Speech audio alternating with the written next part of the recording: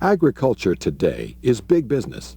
That means large farms that require large specialized machinery.